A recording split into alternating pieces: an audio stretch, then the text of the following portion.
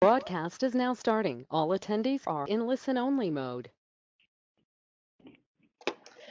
Hi, everyone. Welcome. I'm Maggie Ortiz-Milan from the Earthquake Engineering Research Institute. I'll be moderating today's webinar.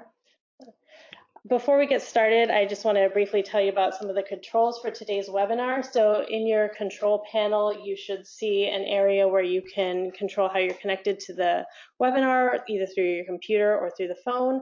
And there's also a space where you can enter questions. And all questions will be collected throughout the webinar, and we'll be saving time at the end of the webinar for all questions. Today's webinar will be recorded, and the recording and slides will be available in approximately 2 weeks after the webinar. So a quick reminder about today's agenda. So our speakers are Cynthia Pridmore from the California Geological Survey. She'll be providing a welcome from the California Clearinghouse. We have Ken Hudnut from the U.S. Geological Survey, who'll be speaking on providing an earthquake overview. We have Janice Hernandez from the California Geological Survey, who will be talking about the geological observations from the earthquake sequence.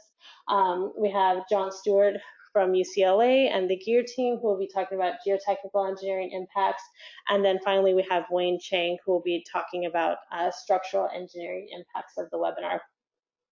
So with that, I'd like to introduce our first speaker, Cindy Pridmore. Cindy is an engineering geologist with the California Geological Survey. She has over 30 years of experience at CGS, working in the Seismic Hazard Mapping Program, and also serving as the CGS Public and Educational Outreach Coordinator. Earlier this year, Cindy stepped into the role of chair of the California Earthquake Clearinghouse, and Cindy will be saying a few more words about the clearinghouse activation for this earthquake sequence. Cindy?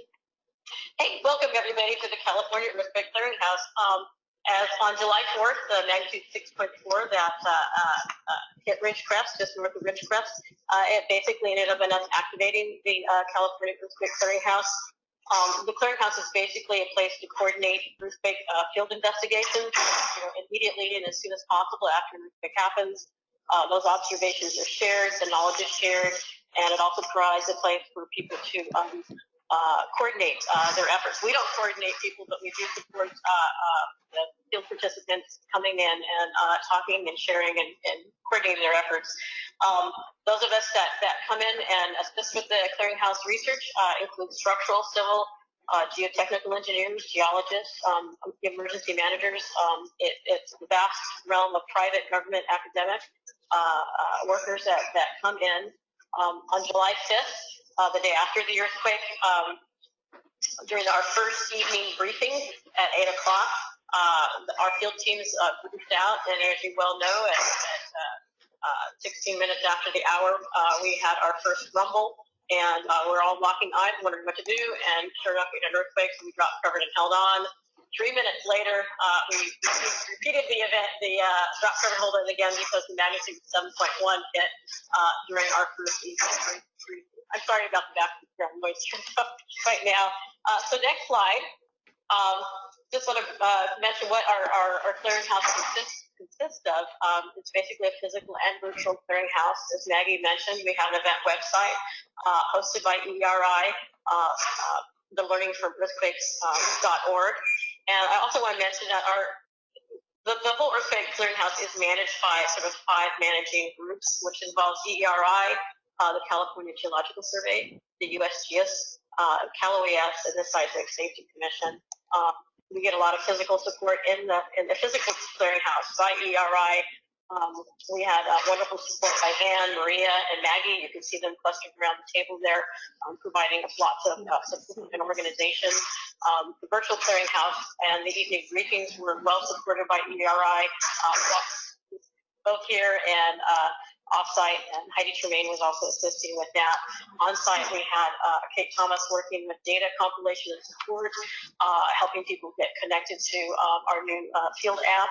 And off-site, we had a lot of support from Tim Dawson, Carla Rosa with CGS, and with USGS, we had Dan Ponte, Ali Pickering, and Luke Blair also helping us coordinate the information and getting it downloaded as it came in.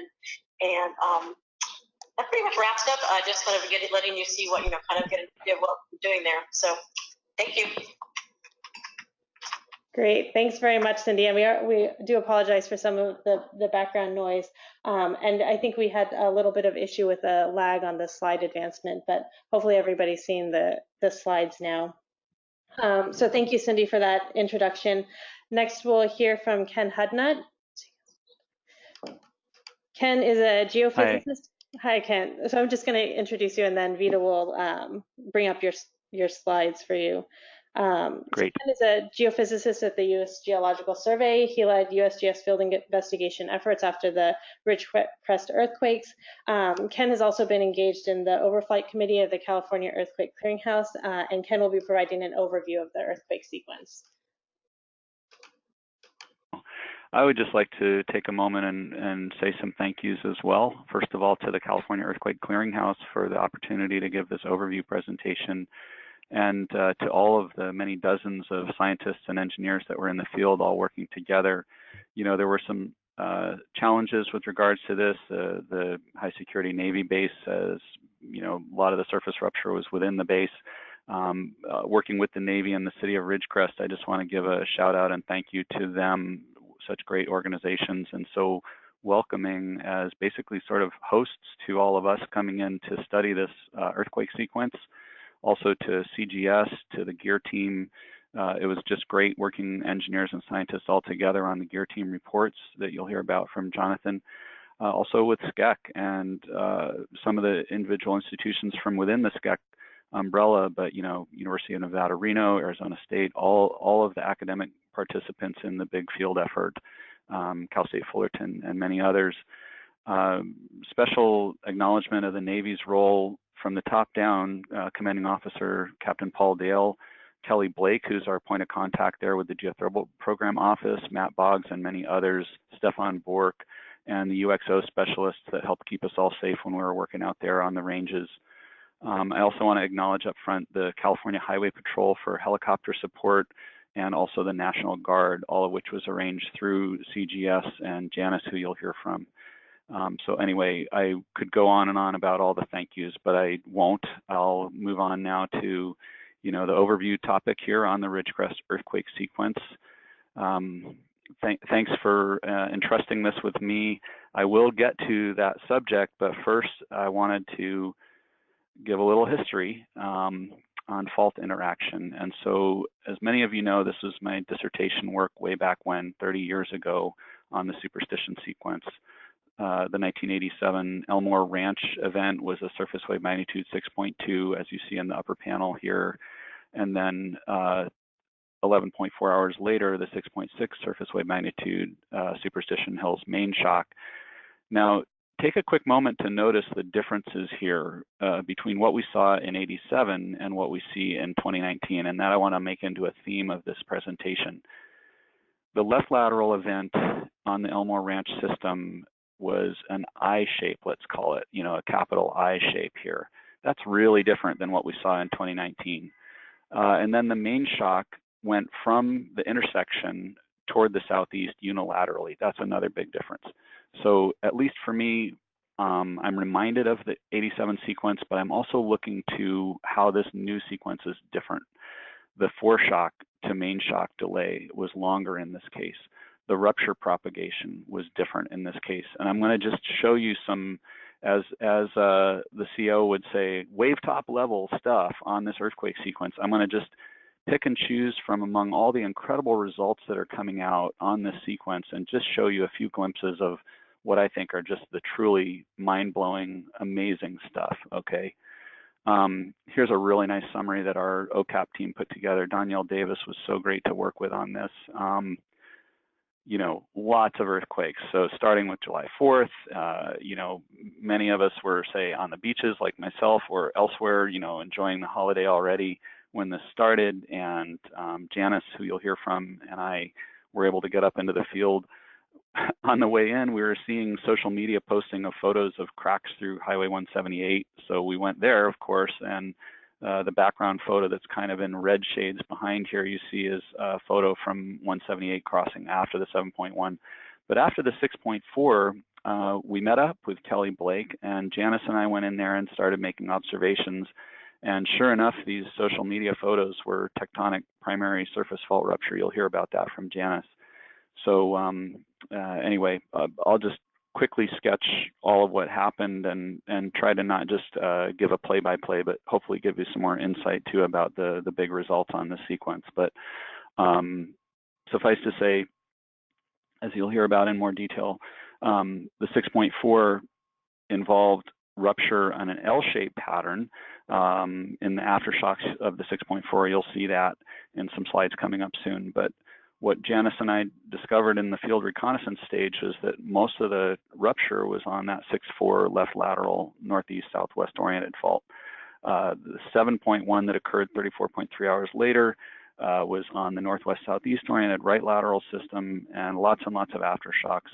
I wanted to make a special point here about how in the aftershocks there was a new USGS product, relatively new, that was introduced and used extensively by the Navy and the city to help guide their decisions about evacuations and resource allocation. They're a very quantitative crowd up there in Ridgecrest. They really appreciated having data to use and accurate statistical forecasts to use to base their decisions on. I meant to say when I was on that last slide, but just I want to emphasize this theme as well. We went from the 87 timeframe with old technologies, you know, film photography, everything, paper maps, to new technologies. And so this, in a way, this 1987 contrasting with 2019 and how we view this new sequence is the story of the technology transformation. We didn't have GPS. I mean, it was just in its infancy at the time of the 87 Superstition Hills. Broadband seismology was in its infancy. INSAR, structure from motion, LIDAR, things that we use to study this sequence already very rapidly, really simply weren't available back in 87. And so the theme, I guess, is how can we learn something new from this sequence? How does it differ from 87? How is it similar? But how can we use the new technologies to just gain that additional level of understanding? Okay, so now let's take a look first at the seismicity. This is something that I think you've all seen, and before I start the animation, the 6.4 is shown in here in the blues and greens, and then the 7.1 and its aftershocks in the oranges and reds. And so just to guide your eye in on it, and here you'll see latitude and longitude. And hopefully now I can start this animation and you'll see and follow those colors as it spins around. You're looking down the cross fault now. You'll notice it's not just one cross fault that was active after the 6.4. There are multiple cross faults, all northeast, southwest oriented, and sort of chopping through what became the 7.1 main shock later. Okay, maybe some of you have other animations you prefer. Here we're seeing some of the tweets that were out very quickly, and so here from Eric Fielding on the 10th of July, he used Zach Ross's relocated earthquake activity and overlaid one of the particular interferograms that had just become available then, the ALOS 2. And probably many of you were following this as the news was coming out from our colleagues across many fields. I just wanted to give you just a, like I said, wavetop summary level, but first the seismicity, the geodesy, the imagery. I'm going to just give you snapshots of these, not trying to be comprehensive, but just trying to blast through a lot of material quickly. So again, left lateral on the cross fault in the 6.4. I'm just speaking in very general terms, and then dominantly right lateral shear across the main rupture in the 7.1.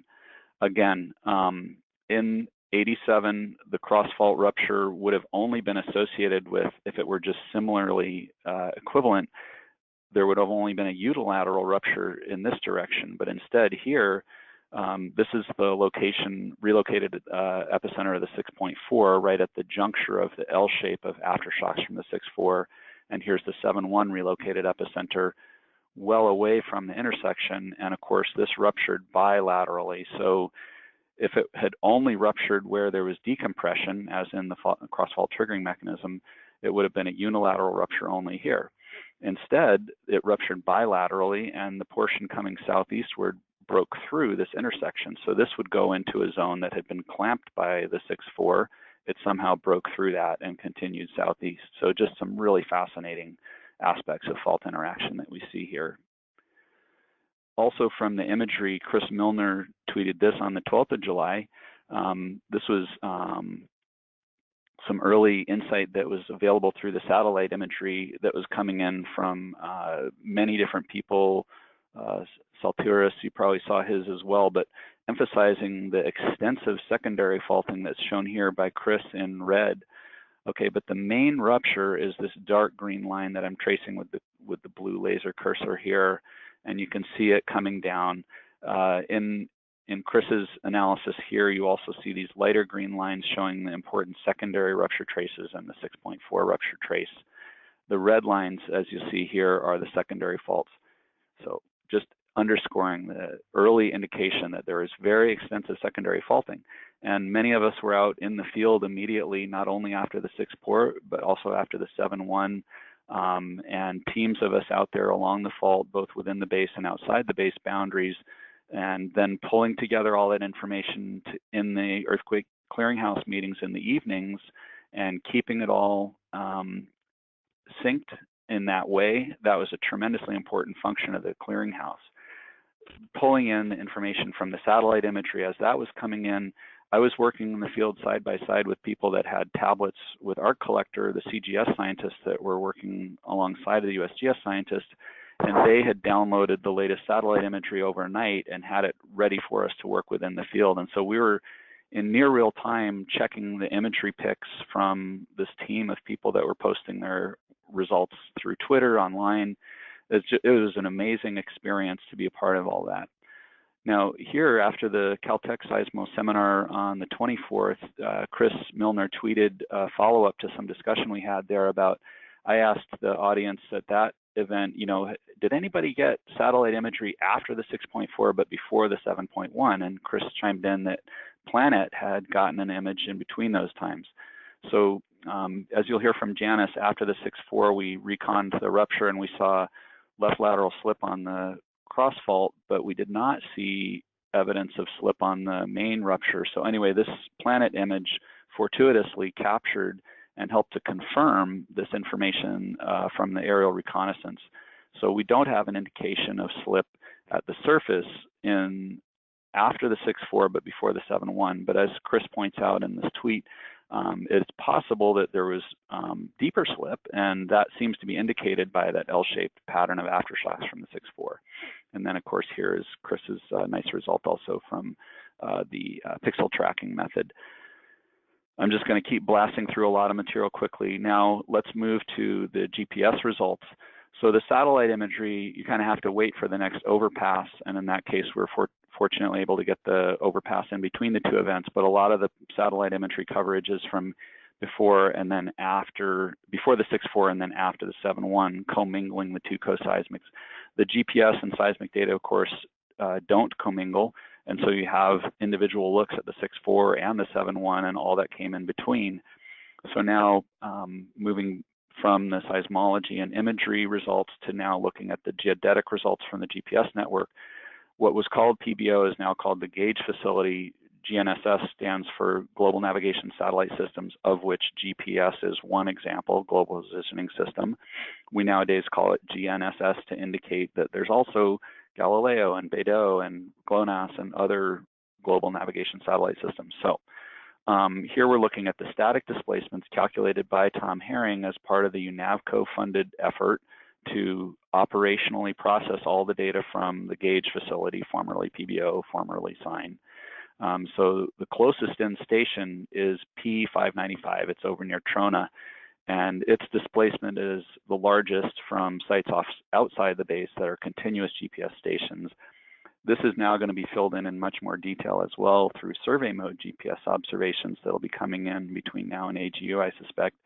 But anyway, just a quick glimpse at the static displacement field summary level. And this is just the statics from the main shock, the 7.1. So you see its epicenter here as a yellow star, and you see the large displacements from it, from the calculation by Tom Herring. This figure was prepared by Christine Puskas at UNAVCO. And this is part of a UNAVCO highlights. You see the link here. I'm not going to delve into that deeper right now, but there's a tremendous amount of additional information from the whole geodetic community. Now, as I said, I've picked and chosen, and here's one thing that I wanted to share with you that I don't know if you've seen it yet. I'm going to just say, for me, this is one of those mind-blowing results, and I'll explain in a moment why as I start the animation. But first, this is from the magnitude 7.1, displacement of P595, one of the continuous GPS stations over near Trona.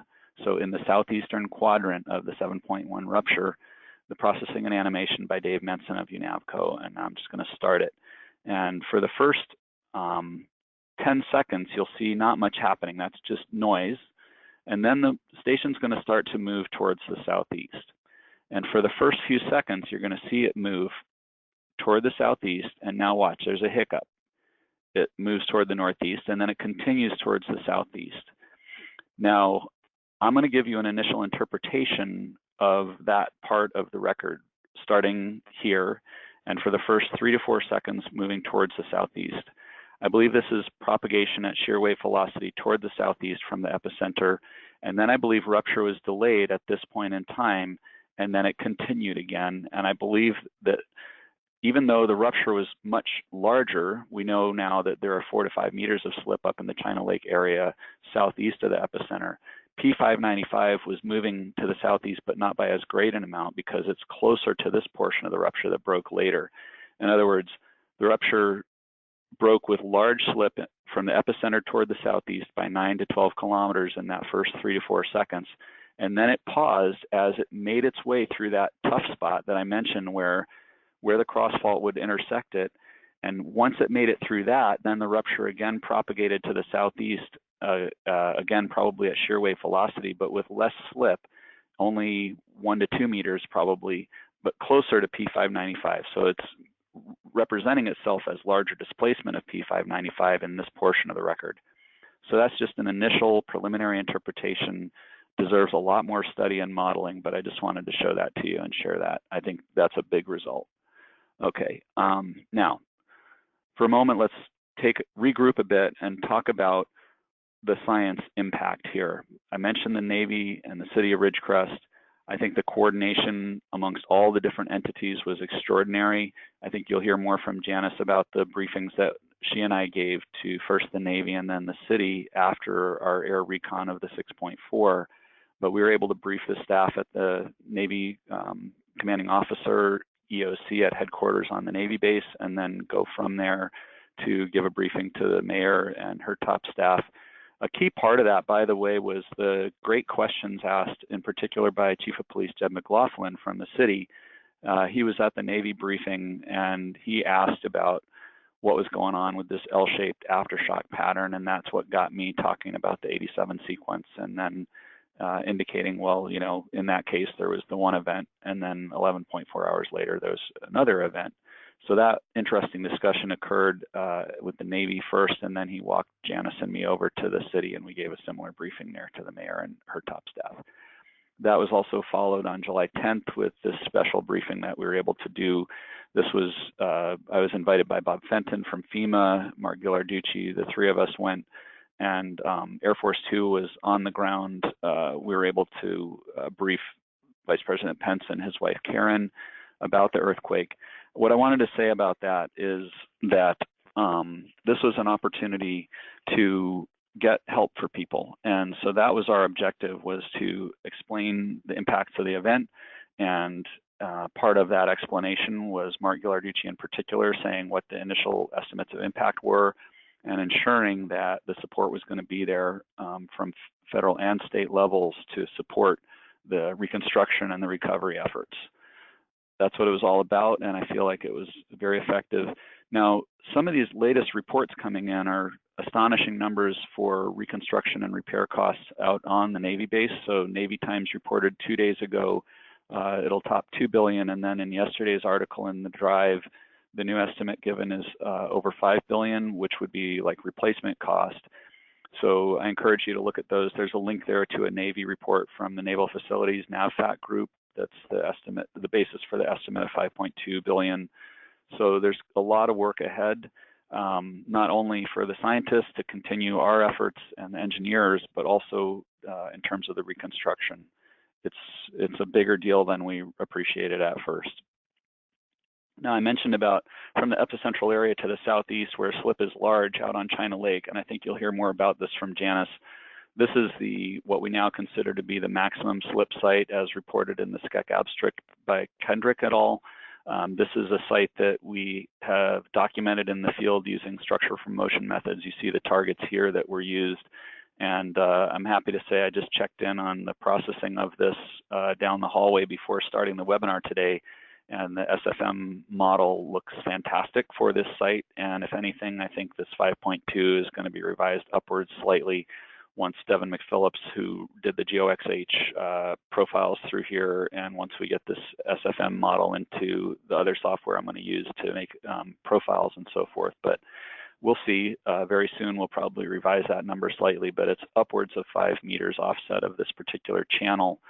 So what I'm looking at here, and it's indicated in this blue line, is this fine sediment that was flowing in a channel that had water flowing at the time was flowing in this direction.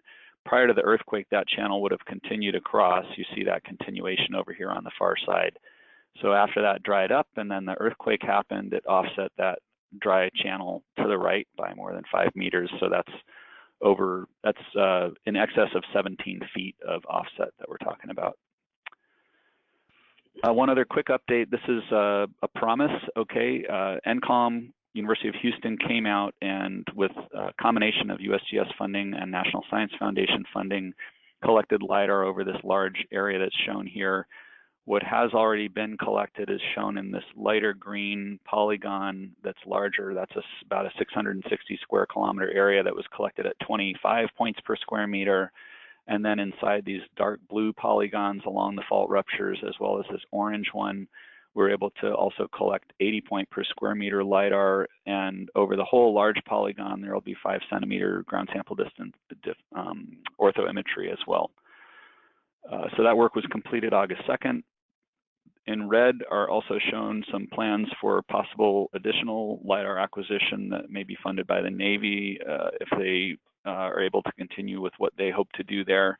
Kelly Blake up in the geothermal area and in the Little Lake Fault Zone, Matt Boggs is very interested. And so Janice may tell you more about their particular interest down in this area with the Little Lake Fault Zone as well.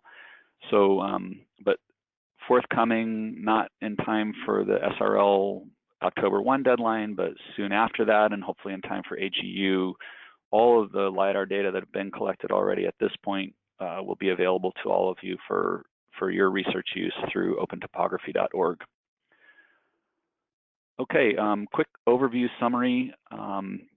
In this case, there was a 6.4 earthquake on a northeast-southwest oriented dominantly left lateral fault, what I would call a cross fault. There was a 36.3 hour delay, and then that was followed by a magnitude 7.1 main shock. There are ongoing studies of the seismicity, geodetic data, and imagery, both satellite and airborne imagery. Extraordinary new technologies are being applied to this earthquake sequence that should allow us to really understand the fault interaction at a new level of detail. It's reminiscent of 87 superstition, but I hope you followed that theme of ways in which this sequence is clearly different also. A lot of work remains on the scientific documentation, but also with our key stakeholders at the Navy and the city of Ridgecrest, a lot of work on the road to recovery and reconstruction. The damage to the city of Ridgecrest and to the Navy base was significant, continues to be evaluated, and prioritization of costly repairs remains challenging, and much work remains to be done there.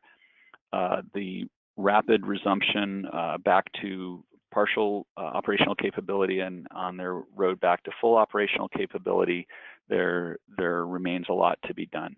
And these initial estimates that we're seeing just in the last couple of days are staggering numbers for the repair and reconstruction cost. And I would just like to leave it at that. And if there's time, maybe answer questions. Thanks very much, Ken. We do have some questions coming in, but I think we'll save them for the end of the webinar. So I think next we'll hear from Janice Hernandez. Janice is an acting senior geologist with the California Geological Survey, and she continues to play a major role in the CGS field investigations following the Ridgecrest earthquake sequence.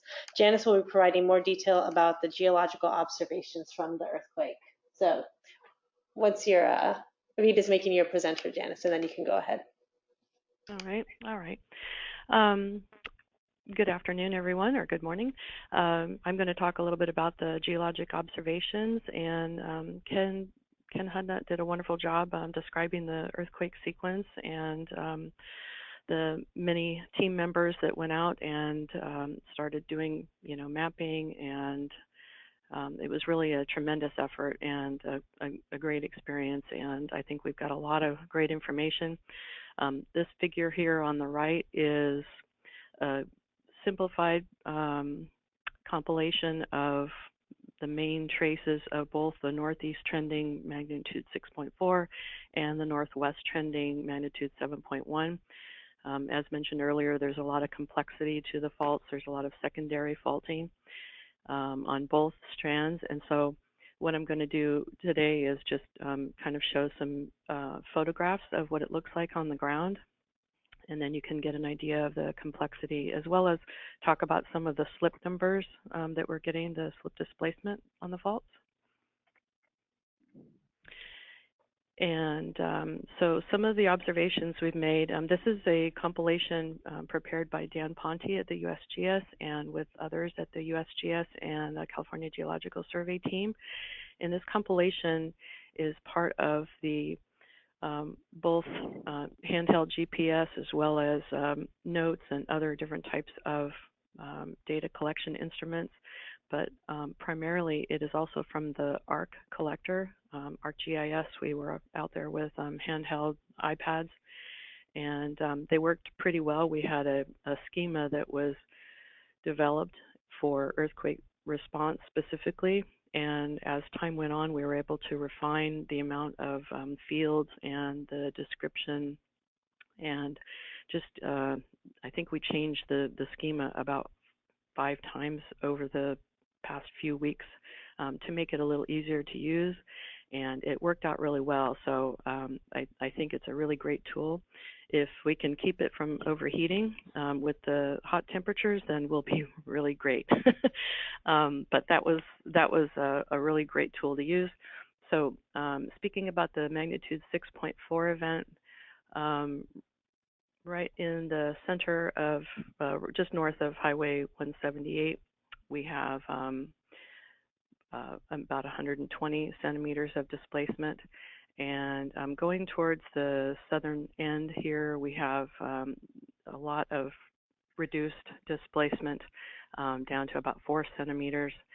And in field checking these areas, we did reveal that there's some geomorphic expression of scarps that were eroded, and so there are certain portions of the fault that we could tell that there had been some previous movement, but that compilation of data is still yet to be compiled and brought forth and put together in a comprehensive way. And then to the north end, we have a left step over here, and being on the ground, we were able to see some pretty minor displacement, although it was continuous. There was a few centimeters, but it was mostly horizontal extensional features, and that was an area that, after the 6.4, we thought, okay, well, we'll follow this out, and it was very difficult to follow to the northeast, so we felt like we followed it out as far as we could. And then coming back to that, after the 7.1 event, we wanted to check for any sort of triggered slip, and flying over it, we didn't notice anything, really evident. Getting on the ground, we actually did see some possible additional rupture, but it was very, very minor. So it could have been attributed to shaking and not necessarily, displacement. We'll have to put together our measurements at that point. We were still kind of in the data collection phase. So let's see. And then the next slide we have on the southern end, it's not shown in this slide, but we do have kind of a east-west trend that is tending to, let me just go down here. It's kind of in this location right here.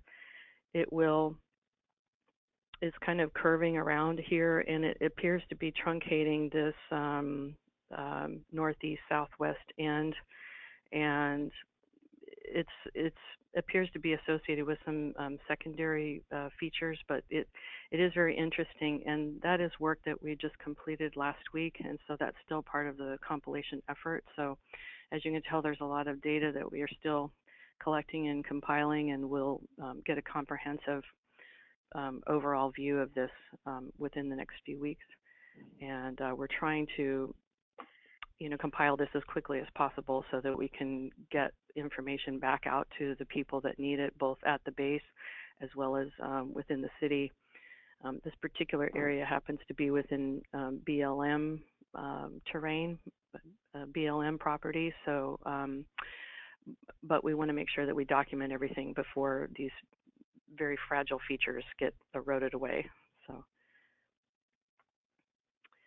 next, I wanted to talk about the magnitude 7.1 rupture, and this is a compilation again with Dan Ponte and the CGS and USGS team.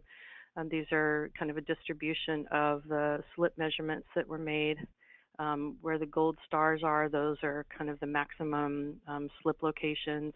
There's quite a bit of slip in that area, but those are two particularly impressive areas with over 447 centimeters right lateral and 85 centimeters vertical. And Ken has mentioned that there's a new displacement and over 500 centimeters. That's really great. And some of the characteristics of the fault rupture within the playa areas, it's very knife edge, very sharp fault rupture. And in some areas we were able to see slicken lines, and so you can see the direction and the movement of the earthquake fault rupture as it's coming through, and it preserved them pretty well. So we've got a lot of samples and measurements of that. And on the southern end, you can see where we do have still considerable displacement recordings, but there is kind of a fanning out or a distribution of the southern end. And then moving towards the northern end, there's a little bit of a northerly trend of the faults, so that the strike is changing a little bit more to the north. So let's see. And the next slide, I want to get into a little bit of the examples of what it looks like. This is a helicopter flight about 500 feet above the ground surface, and you can see that there's not just a simple single fault rupture. It's kind of got nearly parallel strands there. It's pretty complex, but at least in this playa area, you can see it's pretty discrete fault trace. And this is an example here on the ground of that similar area where you've got a vertical face and probably some slicken lines exposed here in the side. And looking at this view horizontally, you've got conjugate faults coming off to the side here, and those also have lateral as well as vertical displacement. And this is another example of the rupture surface here on the ground, and then you've got conjugate faulting coming off here. So it's a pretty complex system. It looks like we've got another one coming off of here. So there's constantly main fault and then conjugate faults and step overs, extensional and echelon step overs. So it's an interesting complex fault zone. And here's some additional photos of some other surface effects, not just the surface rupture, but you've got liquefaction, sand boils. These were taken out on the base on one of the playa areas, and you can see the sand and water coming out of this from the helicopter. And then on the ground surface, we have a line of sand boils taken from the ground over in the Trona area. We were provided that photograph.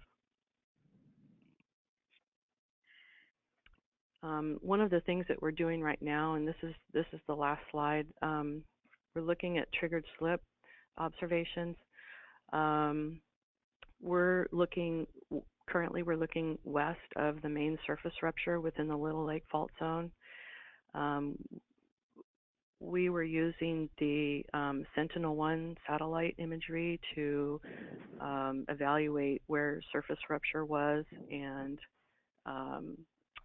some CGS and USGS geologists were looking at satellite imagery for determining where we could look for surface rupture, and also comparing it with the Quaternary fault and fold database. Where are the Quaternary faults in the area that might already have, you know, scarps that we could find out in the field? Did they move, you know, during this earthquake? We were also made aware of that there was a previous earthquake in 1982 that had surface rupture that resulted in zoning for the Alcos-Priolo Fault Zoning Act. So we had several faults that we were planning to double check for triggered slip, and along with the Sentinel-1 imagery, we were able to pick out what looked like surface rupture. So we have been within the last, actually yesterday, we were back out in the field checking for surface rupture, and there is evidence of displacement and surface rupture that is fairly continuous, and so we're documenting that as well. And some of these features are nearby some of the Navy installations, so we want to make sure that we capture those images or those the evidence of that before they get eroded away. Additionally, there's reported triggered slip along the Garlock Fault, about 5 kilometers to the south, and then we are also looking further to the west and possibly further to the north, just kind of scanning the satellite imagery to see what else we can pick up before we commence our field observations. And that's about it. Thank you. Great, thanks very much, Janice. Next, we're going to hear from John Stewart. John is a professor in the Department of Civil and Environmental Engineering at the University of California, Los Angeles.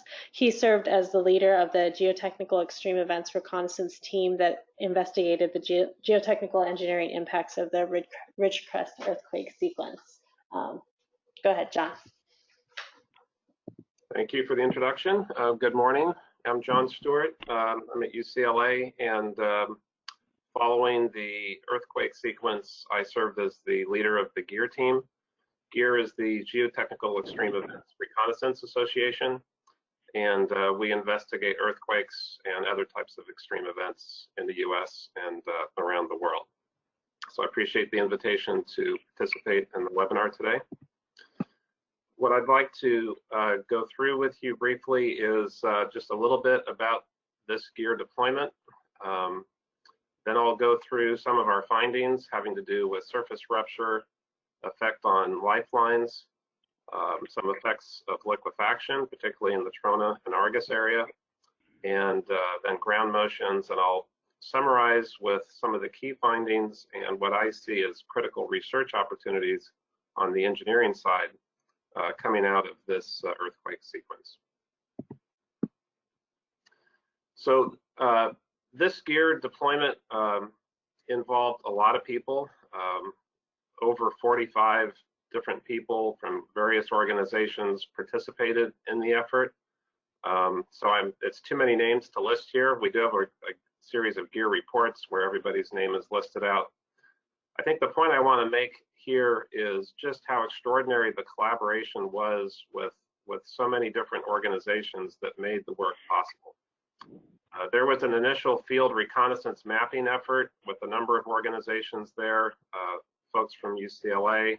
There was a group sort of led by Rich Kainer at University of Nevada, Reno, and several of his colleagues. We had UC Irvine, USGS, SCEC, LADWP, and others. One of the hallmarks of this work that I found extremely useful and rewarding was the collaboration with other organizations that happened kind of just naturally as we were out in the field doing our work. And I particularly want to highlight USGS, California Geological Survey, PG&E, which had gas pipelines in the area, and the Navy. And then as the field reconnaissance and mapping started to wind down, the aerial imaging started to ramp up. And so we had several groups participating in that, JPL, a coastal engineering group from UCLA. So they went from nice, rather cool weather by the coast to blazing hot heat out in the desert. But they did some very useful work for us. And there's a NSF-funded rapid site, University of Washington, that followed up after that work and did additional imaging. So it was a large number of people working collaboratively that made this happen. We tried to get our results out in a timely way, and I think we're able to do that. We had an initial report released 2 weeks after the 7.1 on July 19th. We followed that up with a revised report 2 weeks later on August 3rd. And the DOI where you can go get these reports is here. It's also available on the GEER website. So getting to our technical findings. So starting with surface rupture, which we've heard a lot about from Ken and Janice. Just as an overview, this is a map showing the 7.1 rupture, similar to what Janice just showed. The 6.4 through here, there's about 10 kilometers of surface rupture on the 6.4, about 50 on the 7.1. This one was right lateral strike slip, this one was left lateral, as we heard. In terms of the logistics of doing the field work, there's a huge difference between this area in pink here that is inside of the naval base and this area that is outside of the naval base. The difference being who can actually get in and access the site. So within the base, you essentially had to be a government employee. USGS really led that effort along with the California Geological Survey working closely with the US Navy. And so the mapping that occurred here was done by those organizations. GEER had a little bit of presence there, but that was really led by these organizations. Outside of the base, there was a series of mapping done for the 6.4 and the 7.1. It happened at different timescales and different levels of detail. Just to summarize, I would say that this entire length of the fault was physically walked by a geologist to get a sense for the extent of the rupture and the general nature of it. And that was quickly followed up with aerial surveys over the entire length of the fault that again was done fairly rapidly without ground control points. And that work was done by the UNR team. Then there was detailed mapping to follow up on that in certain areas. You can see these little rectangles here. And that was to get a sense of the distribution of rupture around the main trace. So to really focus in on the patterns off of the main fault trace and the secondary features. That was done both through ground surveys and through high precision with ground control points aerial imagery. So this is just to give a rough idea of some of the things that came out from that work. We see here primary rupture across this goalie offset. Here's another example of primary rupture with a secondary feature behind. This is from the Reno team. And the primary rupture feature here. We have documented impacts of the fault rupture at various infrastructure, including this railroad line. And I'll talk later about fault crossings at various pipelines and then also roadways. So one of the engineering areas that is quite significant with this earthquake is the details of the surface rupture and the secondary features, because that's the kind of information that goes into engineering models to predict these things for future earthquakes. So we were very interested in doing some detailed mapping. And this is an example of an area where that was done. The purple lines here indicate individual fault traces that were mapped from ground surveys below Highway 178. The green lines indicate essentially a line where a very detailed documentation of everything along this area was done to make sure that we encompassed the width of the fault zone. And there's several of these going across here. So we have a picture then of not just the main fault trace, but all of the different secondary features that we could find in the field. That was then followed up a few days later with the high precision aerial imagery by the various teams I mentioned. JPL participated in this, the UCLA Coastal Group, and University of Washington through the RAPID site. So this is a series of images. This one was prepared by JPL. It's showing before and after the earthquake. That was an overview of an area. This is now a zoom in on zone 1 from that map, and this is zone 2. Quite compelling images where you can see the physical movement of the two sides of the fault at different scales. A great way to illustrate elastic rebound. And I think a great learning tool, and obviously there's a lot of detail in here on the nature of the surface rupture that we can learn from. This file is an attachment to the second GEER report, and it's available online. So as we heard from the previous presentations, the fault rupture can be fairly complex, and one of those complexities is step over zones. So a step over is where the fault runs along a certain structure, and then that shifts over to a new structure. And depending on the direction of the step, you can have either compression or extension within that step over zone. In this case, you see the two arrows pointing at each other, so you would expect compression. If the step was this way, it would be the opposite, and you would have extension.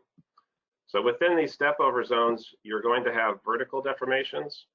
And quite a bit of effort was put into documenting the details of the ground deformations within those step over zones, particularly outside of the base.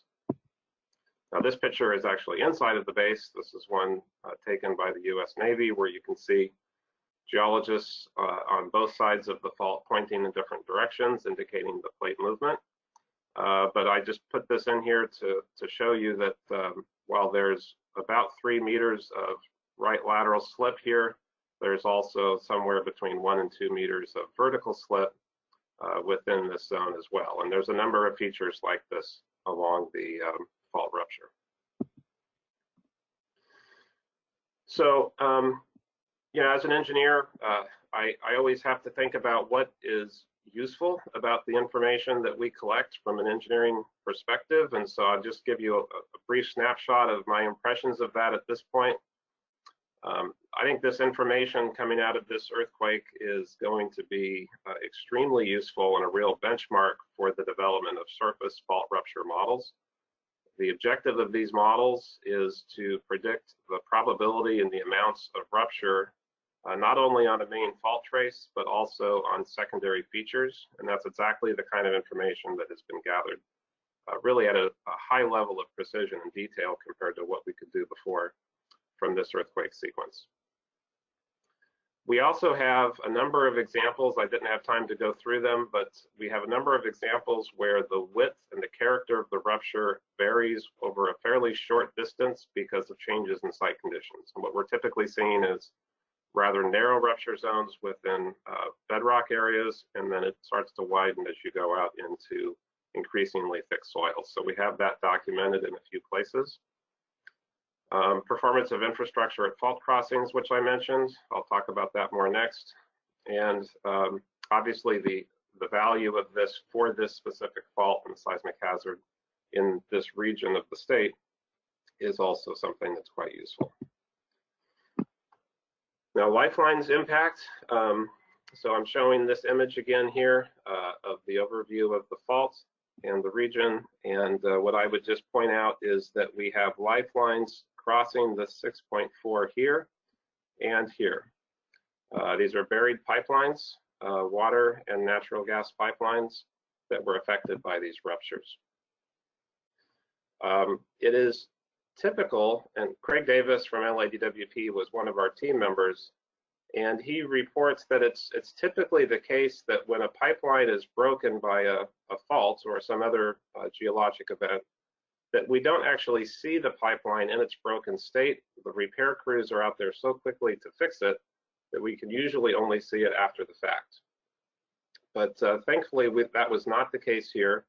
We were able to get imagery and some evidence of what happened prior to repair. This image is courtesy of Ben Brooks of USGS. This is the broken pipeline for water from the 6.4 earthquake taken on July 4th. Then the 7.1 occurred on July 5th, and as the excavation was being done, we were present at the site and we were able to document the complex deformation pattern. Obviously, there's a main feature here. This is a concrete segmented pipeline, and there's a number of breaks and ruptures and pull-aparts all through this area here that we were able to document in some detail, literally as the excavation of the pipeline occurred. Just to the south a bit is a gas pipeline owned by PG&E. It was affected by both the 6.4 and the 7.1. And this is a case of a pipeline that was deformed but did not actually rupture. And it was subsequently excavated, and segments of it were replaced out of caution. But it's quite extraordinary here to have both examples of pipelines that did rupture and pipelines that did not rupture within a very close distance of each other. These are extremely valuable case histories for how the ground interacts with buried infrastructure. So I think it's fairly obvious why this is useful. You know, we as engineers, we need to be able to predict the fragility of buried pipelines when they are subjected to imposed ground deformations, whether it's from faults, landslides, or what have you. We can study this at scale in laboratory settings. We can simulate it with finite element analysis, but to be able to see the field performance, both for a failure case and a non-failure case under these kind of realistic conditions, is truly invaluable. So this is a very important case history for us. There was liquefaction that occurred in several areas. Our efforts were focused mostly in the Trona and Argus areas. There was liquefaction within the military base, as Janice mentioned, but we were not able to access that area. So Trona and Argus are located over here near the Searles dry lake bed, which is in this area here. The geologic conditions here is that it's a lacustrine deposit or a lake bed deposit, a fairly young age. There are sediments of varying composition from fine to coarse grained. In the area near the edge of the lake, the sediments near the surface are quite young, certainly Holocene in age, and relatively coarse grained relative to those more out near the middle of the lake bed. So those are conditions when the groundwater is also shallow where you would expect liquefaction, and we did in fact see that. So we did some mapping within both Trona and Argus. This is an example from Trona. And our objective was to identify areas where we were seeing effects of liquefaction, and equally importantly, areas where we were not seeing effects of liquefaction, but you might expect it based on the geology and so on. So the red hatching here is broadly identifying areas where we were seeing various effects of liquefaction. Those include sand boils. You can see a few locations here, but the most pervasive evidence was ground cracking, both in a sense of movement towards a particular direction, but also some examples of ground oscillation where there really wasn't a prevalent direction of movement. Where we were seeing some evidence of a prevalent direction of movement, we tried to run transects, several of which are shown here in these green lines. That involved documenting every crack and its approximate orientation and displacement as best we could to provide ground control for later aerial imagery and displacements that will come out of that. So this is an example of a sand boil in the Trona area. There were extensional ground cracks from these features. Here's evidence of that. You can see the ground opening up here. And there were also compression features as you went down more near the edge of the lake. So this would be downhill a little bit from this one. And you can see the buckled curb and also buckled pavement in this area indicating compression.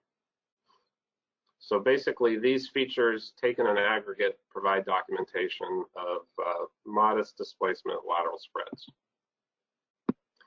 Now, we were able to get into the field on July 5th, which is the day of the second earthquake, but we arrived about 4 or 5 hours before that second earthquake, 7.1.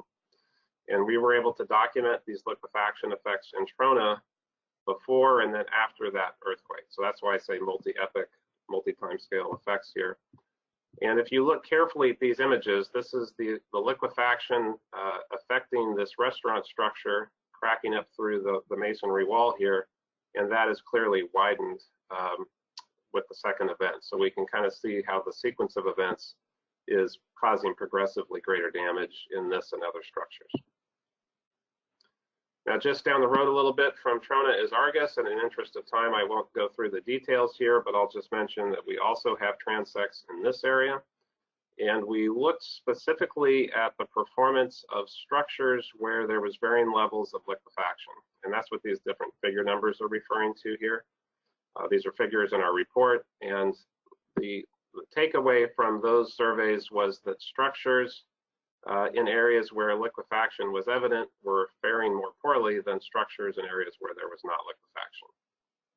And so we've documented those effects. So why is this useful? The way that we geotechnical engineers predict the effects and the impacts of liquefaction and related phenomena is tightly connected with the case histories that we have. And so what we have here, when we look at the areas that did and did not have liquefaction effects, is we have case histories of liquefaction susceptibility. Is the soil of a type that it might be potentially liquefiable?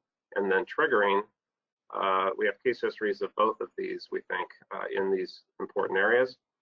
And then also the effects of liquefaction, how much spreading occurred, what was the displacement, what was the direction, and then ground oscillation as well. That's essentially displacement cracking the ground, but without a clear direction of permanent displacement.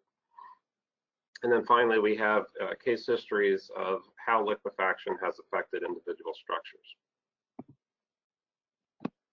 I'd like to just say a couple words about ground motions.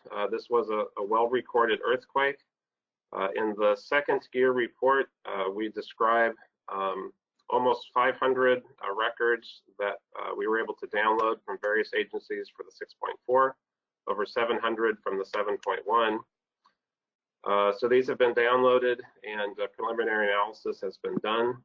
This map shows some of the stations reasonably close within about 50 to 100 kilometers or so of these events.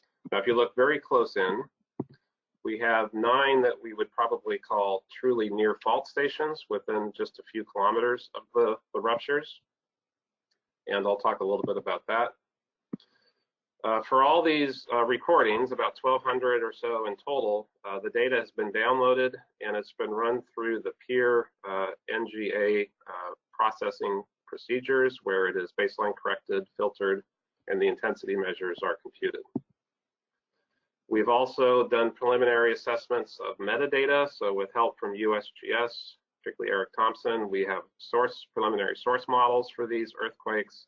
We've come up with preliminary site conditions based on the surface geology, and we've computed rupture distances.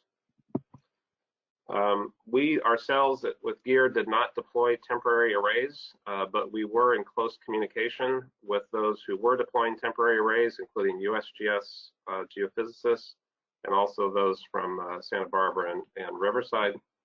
And so we were able to suggest some places where we thought deployments could be useful, including Trona and a few other spots where there was ground failure. So just a very preliminary assessment of some of the ground motions. What you're looking at here is on the left column, the 6.4, on the right column, the 7.1. This row is PGA, 0.2 second spectral acceleration and 1 second spectral acceleration. And just a few things I would point out. The average of 4 NGA West 2 models is generally doing a pretty good job at capturing the trends with distance, and the closest in recordings are even fairly close here. So the path looks pretty good, and the source model looks pretty good. In terms of site response, the GMPE is being plotted here for 360 meters per second shear wave velocity. Of course, not all the stations have that. The firm soil sites in purple are falling below the model. The intermediate sites in blue are kind of on the model, and the softer ones are averaging a bit above the model. So we do see a pretty clear effect of site condition. We have not yet looked at how that site amplification is or is not consistent with the site amplification models in GMMs, but you know, broadly, it looks like it's probably going to be fairly compatible. And then finally, on the ground motions, I'll just mention a couple of stations that I think will be quite interesting as we look at near fault effects. So we have this CCC station, which is just south of the end of the 7.1 rupture. So this is the response spectra for that. We're showing here the fault normal in dark blue, the fault parallel in light blue, and then the ROT D100 or maximum component in red. And the point here is that this is 0.1 seconds and 1 second. The fault normal is the maximum component. Once you get beyond about 0.6 or 0.7 seconds, it's exceeding the design ground motion from the building code, getting close to the maximum considered earthquake. But the point is that there's pretty strong long period ground motions, and it's polarized in the fault normal direction, which is exactly what you would expect. This is a station that is receiving forward directivity as the rupture comes down to the southeast. Now, if we look at this station here, it's right next to the epicenter CLC station. And here we see a different picture at long periods. There is no real preference of one direction over the other. And overall, the long period energy is quite a bit weaker, even though the rupture distance is about the same as this one. So those are kind of classic examples of rupture directivity, at least in the form of how they affect spectra. So to summarize some of the GEER takeaways from the event as a whole, we see that this event is going to be a rich data set for surface rupture that we think will be studied for years to come. There are few, but we think very significant case histories of how pipelines performed at fault crossings. There are many case histories here of liquefaction and non-liquefaction. Of course, we don't have complete case histories yet because we don't have geotechnical site conditions, but that can always be obtained later on. And the ground motion data set is quite large. Probably one of the best recorded event sequences, if not the best, in California's history. And this will include, as we go forward, information from these temporary stations in critical locations. All right, so with that, I will stop. Thank you. Thank you very much, John. Finally, we're going to hear from Wayne Chang. Wayne is a practicing structural engineer at Structural Focus in Los Angeles, California. He has over 20 years of experience, and he'll be providing an overview of the structural engineering impacts of the earthquake sequence. Okay, thank you, everybody. Especially thank you, everybody, for the opportunity for me to share the structural engineering, the observation that our structural engineering committee have made on this earthquake event. To start, actually, sorry a little bit, the slide, I think there's a little delay in the slide here.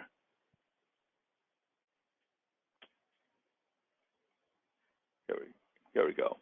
So in this presentation, I'm going to just highlight some of the observations we made from various engineers doing their reconnaissance in the region in Ridgecrest as well as Trona. And of course, these are several engineers, including Fred Turner, Bruce Mason, and Janelle, and also from two of my staff engineers, Maria Mohammed and Andrew Martinez.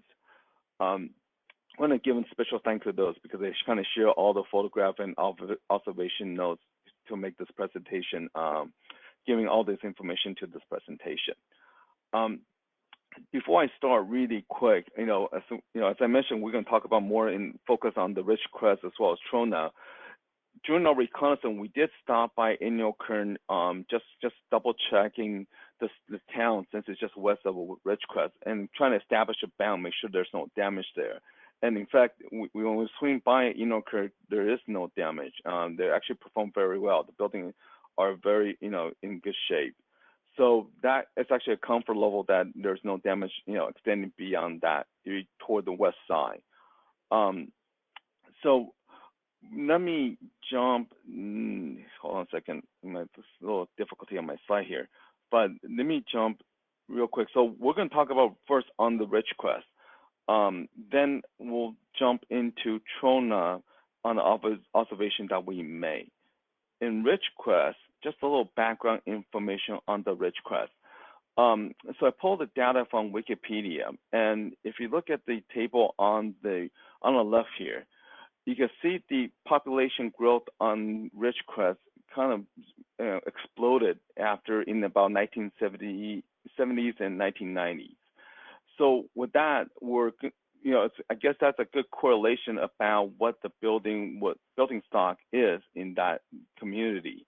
So using that data, as well as compare some data from some real estate website, it kind of confirmed most of the building in Ridgecrest was probably built in the 70s, 80s, and 90s, which is pretty new. And so they kind of probably incorporate a lot of good, seismic design criteria into the design of those buildings, which is, it's a good thing. And it kind of reflect, in some sense of the performance that we observe. Now, I want to say that in the following slide, we're going to show a lot of damage, in some of these, components of such as mobile homes, as well as the residential building, as well as commercial building.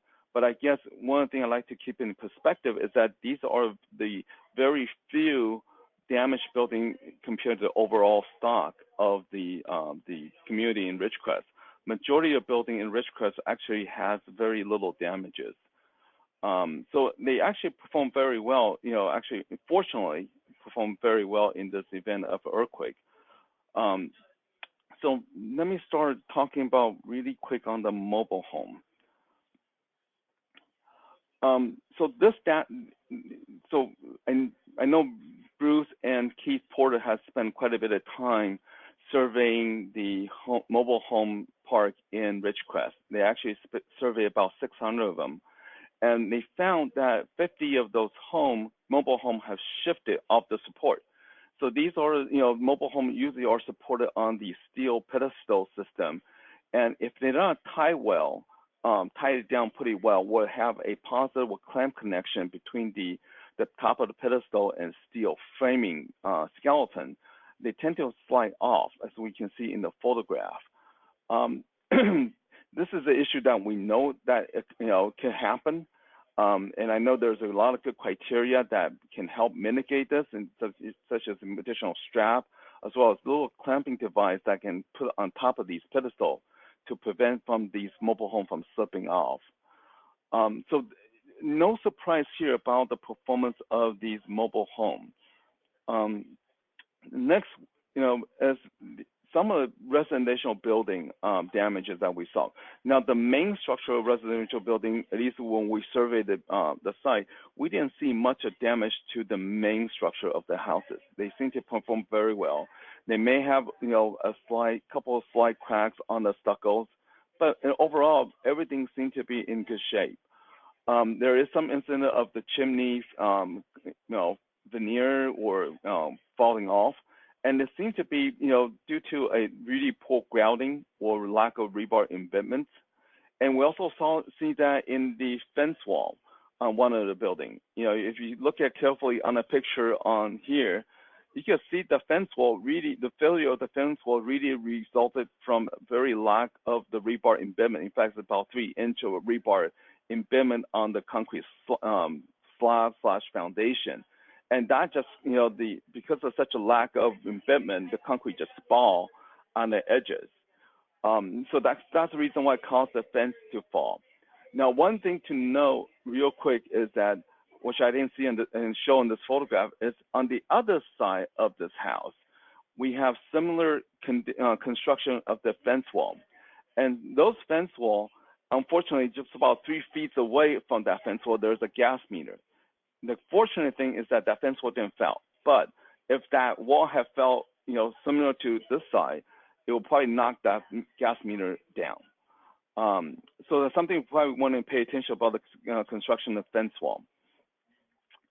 Now, the biggest, I think the most severe damage that at least I've seen from the observations probably coming from this Ridgecrest Cinema. It is a concrete masonry building with panelized roof system supported with open whip joists, and the open whip joist sits on the ledger that's mounted to the CMU wall. And from the exterior of the building, we did not see major damages at all. In fact, if you can look at a photograph, the type of damage that you'll see from the exterior really are these little tiny spalling, little hairline crack exists on the exterior wall. And, when we're out there on Sunday, we weren't able to get inside the building because the manager was out of town. It was not until Fred Turner and Keith Porter was able to get access on Monday morning and saw the collapse of the roof from the interior once they accessed from the interior. So this is something that we probably need to think about this, a little bit deeper about, doing observation, visual observation on these type of building after an earthquake. Perhaps what we need to look at is there any possibility of observing this earthquake through some sort of aerial device to allow us to see from the top versus, or get inside the building, because from exterior, we may not see the damage that's inside the building. And similar condition also occurred in this Our Savior Lutheran Church. Janelle was able to get into the site, and similar condition from the exterior of the building seemed to be fine. I mean, you may see the vertical cracks that showing up daylighting on the exterior side, but you will probably unlikely to see this failure, significant failure of the truss that has been pulled out from the pilaster. Now, these conditions, we all know about these potential deficiencies. These are deficiencies that's pretty well known. And in fact, we have recommendation in our in the international existing building code on how to fix or how to retrofit these type of conditions, such as cross-grain bending failure, as well as the pilaster condition failure. So these are known conditions that we know need to be fixed. So then we would like to talk a little bit about what observation we have made in Trona. Now, Trona is a much older town. It's a town that was established by the mining company to house their employees. So it's a much older town. Majority of the construction in Trona are residential buildings that was built to house the employee. There is a little bit of commercial zone near the mining factory, but majority of them are residential.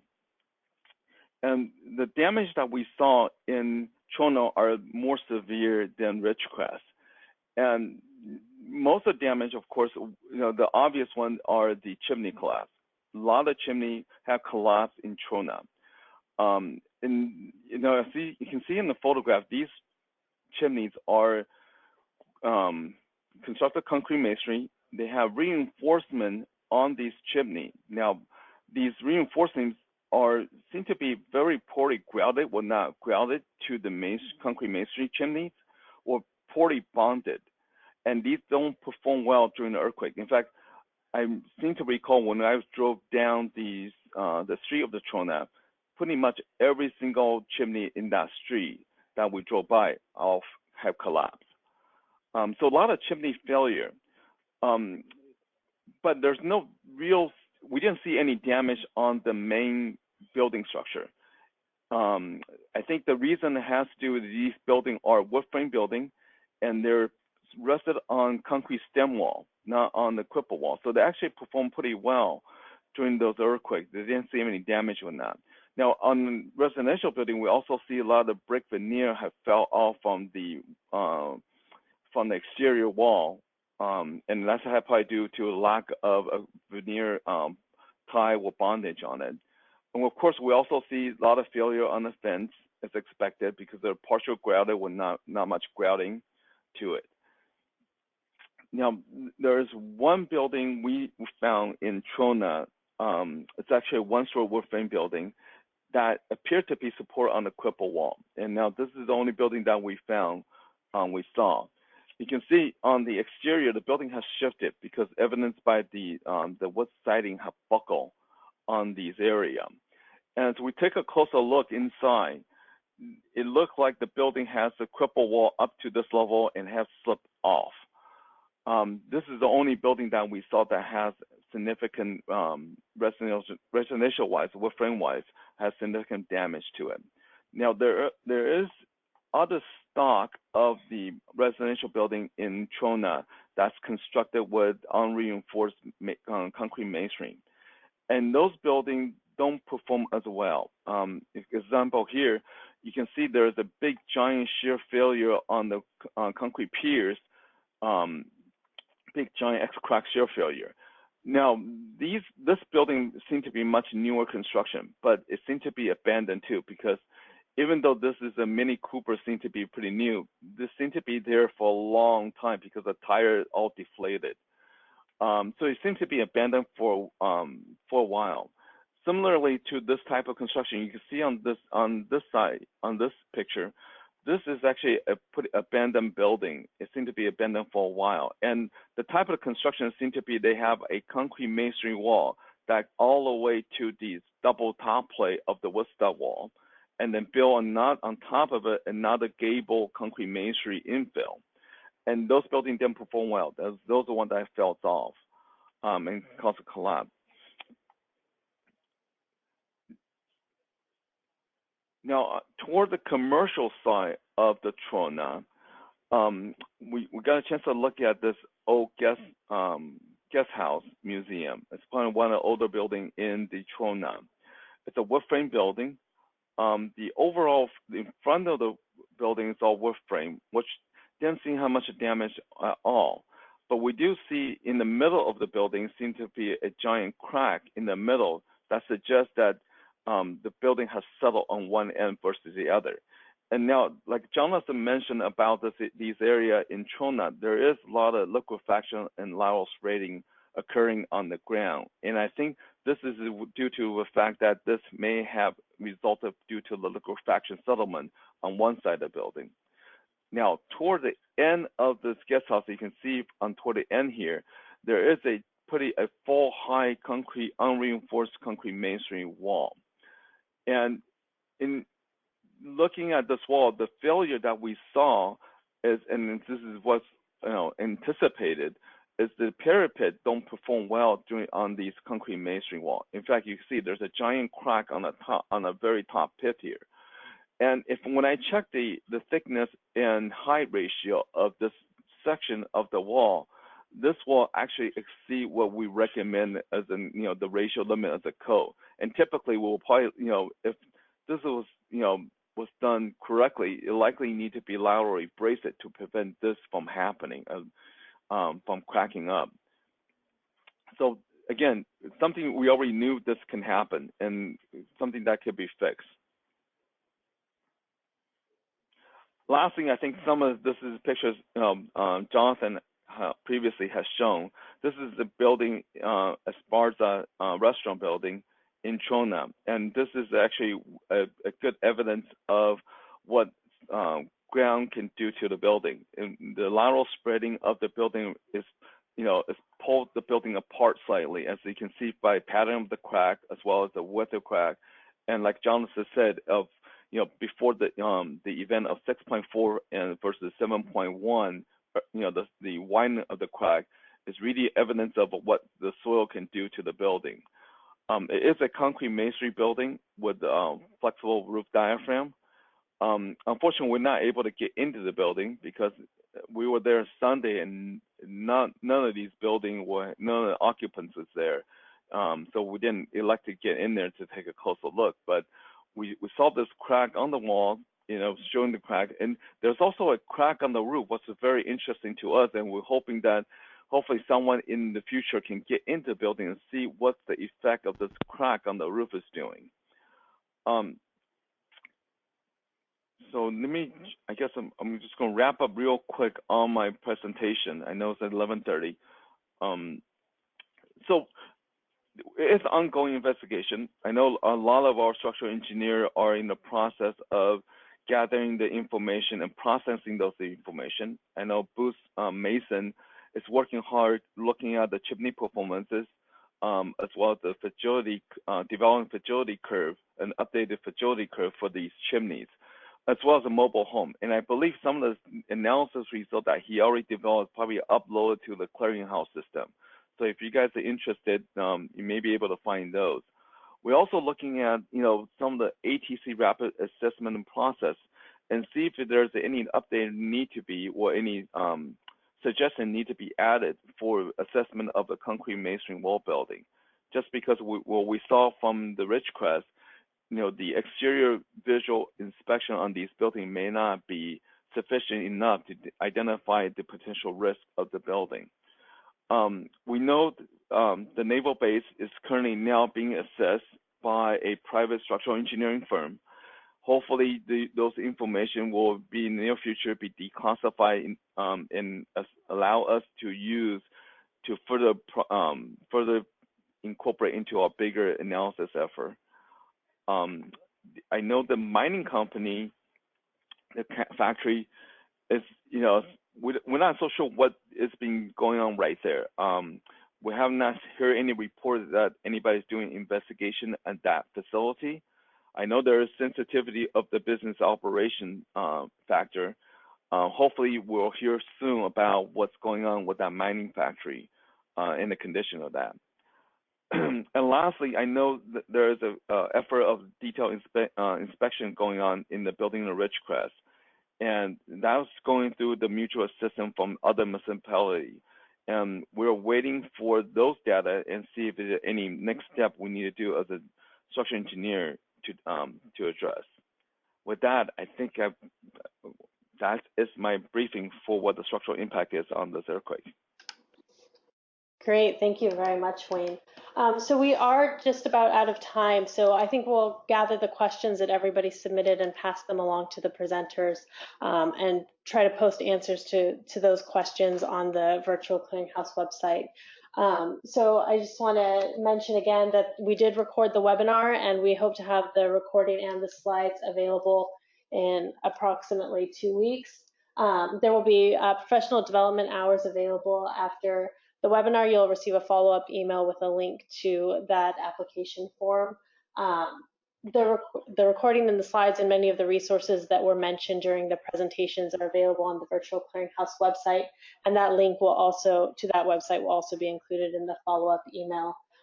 So finally, we just wanted to give another thanks to all of our presenters for their great presentations, and also to make a special thanks to FEMA for the support they've provided in helping us do this webinar programming and some of our clearinghouse efforts for the Ridgecrest earthquakes. So thank you everybody for participating. Bye.